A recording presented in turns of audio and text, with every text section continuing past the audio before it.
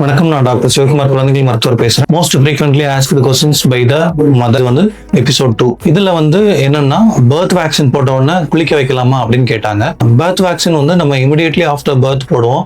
அப்போதைக்கு தொப்புள் கொடி விழுந்திருக்காது. So most of the doctors suggest பண்றது தொப்புள் கொடி விழுந்த உடனே குளிக்க வைக்கிறது தான் நல்லது. பட் பிரைமரி வேக்சினேஷன் 1.5, 2.5, 3.5 monthsல போடுற வேக்சின் போட்ட உடனே குளிக்க வைக்கலாம், போட்ட உடனே ஃபீடிங்கும் பண்ணலாம். லாஸ்ட் வீடியோல சொன்ன மாதிரி. ரெண்டாவது டவுட், குழந்தைக்கு ஃபீவர் வந்திருக்கப்போ விட்டமின் டி அயன் டிராப்ஸ் கொடுக்கலாமா கொடுக்க கூடாதா? விட்டமின் டி டிராப்ஸ் கொடுக்கறதுனால எந்த கான்ட்ரா இண்டிகேஷனும் இல்லை.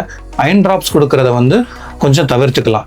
இன்னொரு மதர் கேட்ட டவுட் என்ன அப்படின்னா, அல்பெண்டசோல் சிரப்பு எப்படி கொடுக்கணும், எந்த வயசு வரைக்கும் கொடுக்கணும்? அல்பெண்டசோல் சிரப் 1 year கம்ப்ளீட் ஆன உடனே கொடுக்கலாம். ஒரு சிங்கிள் டோஸ் கொடுத்தா போதும். 15 days கழிச்சு ரிப்பீட் பண்ணணுங்கிற அவசியம் எல்லா குழந்தைங்களுக்கும் தேவைப்படாது.